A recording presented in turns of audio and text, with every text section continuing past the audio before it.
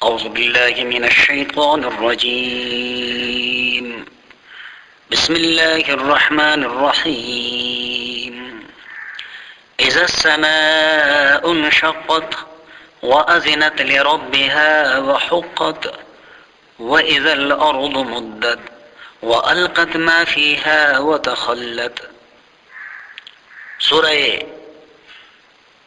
انشقاق ہجرت سے پہلے نازل ہونے والے سورتوں میں سے ہے۔ اس سورہ مبارکہ میں 1 رکوع 25 آیاتیں، 107 کلمات اور 430 حروف ہیں۔ اس سورہ مبارکہ کا دوسرا نام سورہ انشقاق بھی ہے، جس کے معنی ہے پٹ جانے کے، اور اس نام کا مطلب یہ ہے کہ یہ وہ سورت ہے جس میں آسمان کے پٹنے کا ذکر آیا ہے۔ حضور نبی کریم صلی اللہ علیہ وسلم نے ہجرت سے پہلے مکہ مکرمہ میں جب لوگوں کے سامنے عقیدہ آخرت کو رکھا اور لوگوں کو ترغیب دی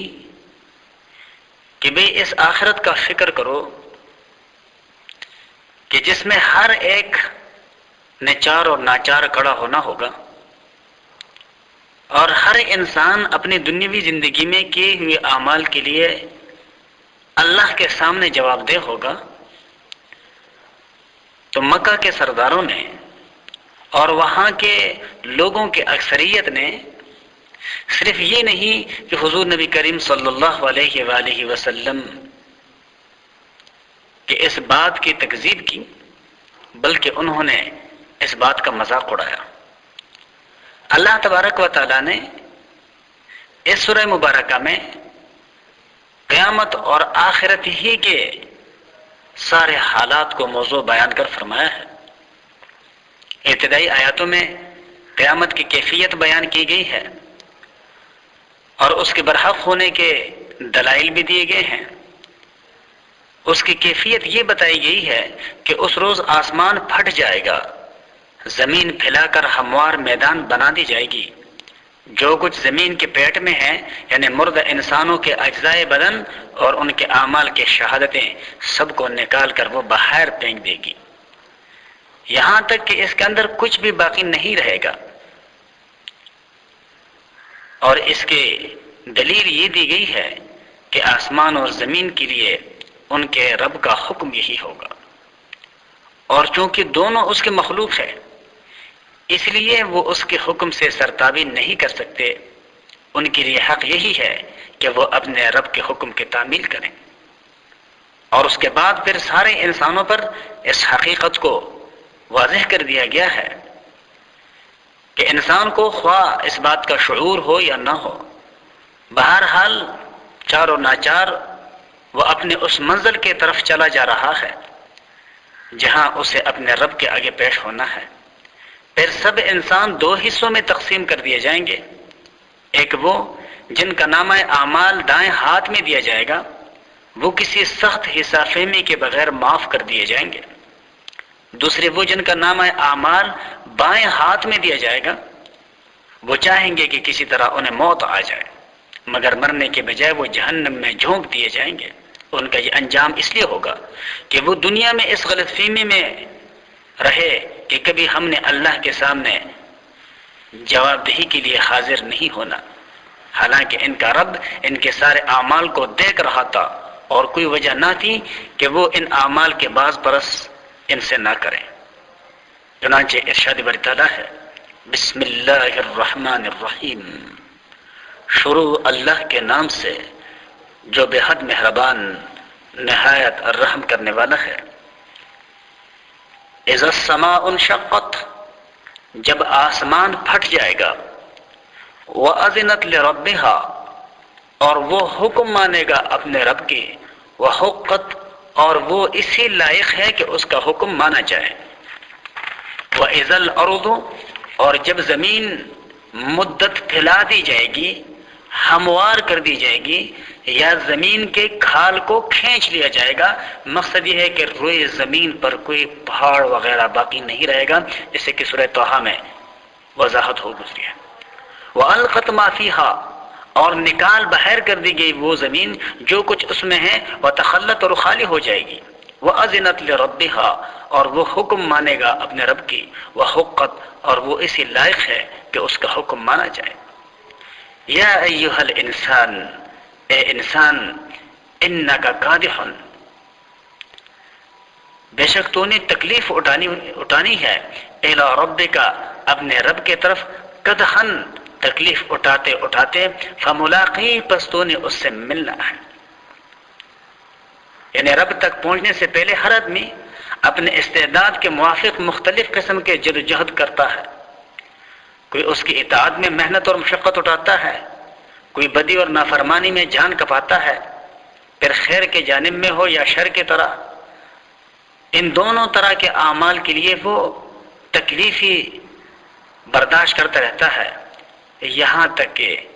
ان اعمال میں مصروف کار رہتے رہتے وہ پروردگار عالم کے سامنے جا کھڑا ہوتا ہے، اور اللہ کے سامنے پہنچنے کے بعد فَأَمَّا مَنْ أُوتِيَ كِتَابَهُ سو وہ جس کو دی گئی اس کا اعمال نامہ بیمینہ دائیں ہاتھ میں، فَسَوْفَ يُحَاسَبُ حِسَابًا يَسِيرًا سو اس سے حساب لیا جائے گا، آسان حساب اور کتاب۔ وَيَنْقَلِبُ إِلَىٰ أَهْلِهِ مَسْرُورًا اور وہ لوٹ آئے گا اپنے لوگوں کے پاس خوش ہو کر، یعنی جو اس طرح کے اچھے اعمال کرنے والے تھے جب ان کے طرف آئے گا تو بے فکر ہو کر آئے گا۔ یا اہل سے مراد وہ اہل و عیال ہیں کہ جو دنیاوی زندگی میں بھی اس نیک عمل کرنے والے کے طرح نیک اعمال رہے کہ اللہ تبارک و تعالیٰ ان کو جنت میں بھی اور آخرت میں بھی اکٹھا فرما لے گا۔ وَأَمَّا مَنْ أُوتِيَ كِتَابَهُ اور وہ جس کو دی گئی اس کی کتاب یعنی اعمال نامہ، وراء ظہرہ پیٹھ کی پیچھے سے، بے توقیری کے ساتھ، بے ادبی کے ساتھ، فَسَوْفَ يَدْعُو ثُبُورًا سو وہ اب قریب موت کو پکارے گا، وَيَصْلَىٰ سَعِيرًا اور اس کو جہنم میں جھونک دیا جائے گا۔ وجہ انہ کان فی اہلہ مسرورا بے شک تھا وہ اپنے گھر کے اندر بڑا بے فکر، یعنی دنیا میں آخرت سے بے فکر تھا۔ اس کا بدلہ یہ ہے کہ آج سخت غم میں مبتلا ہونا پڑا، اور اس کے برعکس جو لوگ دنیا میں رہتے ہوئے آخرت کی فکر میں رہتے تھے ان کو آج بالکل بے فکری اور امن اور چین نصیب ہوگا۔ اللہ تبارک و تعالیٰ کا ارشاد ہے کہ اس شخص کی بے فکری کا یہ عالم تھا کہ انہ ظن بے شک اس کا خیال تھا اللہ یحورا یہ کہ اس کو دوبارہ اٹھایا نہیں جائے گا، بلا کیوں نہ، ان ربہ کان بہ بصیرا بے شک اس کا رب اس کو دیکھ رہا تھا۔ فلا اقسم بس میں قسم کھاتا ہوں بالشفق شام کے سرخی کے، سورج کے غروب ہونے کے بعد جو سرخی آسمان کے کناروں پر دکھائی دیتے ہیں اس کو شفق کہا جاتا ہے۔ واللیل اور رات کی قسم، وما وسق اور ان چیزوں کے کہ جو اس میں سمٹ آتی ہے، یعنی وہ سارے پرند چرند درند اور دوسرے دن کے وقت باہر نکل کر کے گھوم پھرنے والے کیڑے مکوڑے، اللہ گویا اپنے اس کائنات میں سارے مخلوق کا قسم کھاتا ہے کہ مجھے رات کی قسم اور جو کچھ اس رات کے اندھیرے میں سمٹ کر کے آتے ہیں، والقمر اور چاند کی عزت تک تسق جب وہ پورا ہو جائے، لترکبن طبقا عن طبق البتہ تم نے ہو کے جانا ہے ایک حالت سے دوسری حالت کی طرف۔ انسان عالم ارواح میں ایک حالت میں تھا، پھر عالم دنیا میں آیا، یہاں سے عالم برزخ یعنی قبر میں جائے گا، پھر عالم برزخ سے قیامت کے دن اٹھے گا، اور پھر قیامت کے دن جب اس کا حساب اور کتاب کا مرحلہ ہو جائے گا تو پھر وہ جنت کی طرف جب جائے گا یا جہنم کی طرف جب اس کو گرانے کے لیے لے جایا جائے گا تو پھر صراط کی پل پر سے اس کو گزارا جائے گا۔ یہ وہ حالات ہیں کہ جن میں سے ہر حال سے انسان نے آگے ہو کے گزرنا ہے۔ اللہ فرماتا ہے فما لهم لا يؤمنون پھر کیا ہوا ان لوگوں کو وہ یقین نہیں کرتے۔ وَإِذَا قُرِئَ عَلَيْهِمُ الْقُرْآنُ اور جب پڑھا جاتا ہے ان کے پاس قرآن، لا یسجدون وہ سجدہ نہیں کرتے، یعنی اللہ کے حکموں کے سامنے سر تسلیم خم نہیں کرتے۔ بل الذین کفروا یکذبون بلکہ وہ لوگ جو منکر ہیں وہ اس کو جھٹلاتے ہیں۔ ایمان لانا اور اللہ کے اس پڑھے جانے والے کتاب کے حکموں کے سامنے سر تسلیم خم کرنا تو دور کی بات ہے، وہ اس کو ماننے کے لیے تیار نہیں۔ یہ آیات سجدہ ہے کہ اس کے سننے اور تلاوت کے دورانی میں سجدہ کر لینا چاہیے۔ واللہ اعلم بما یعون، اور اللہ خوب تر جانتا ہے جو وہ اپنے دلوں میں رکھتے ہیں۔ فبشرہم بعذاب علیم، سو آپ خوشخبری سنا دو ایسے طرز عمل رکھنے والوں کے لیے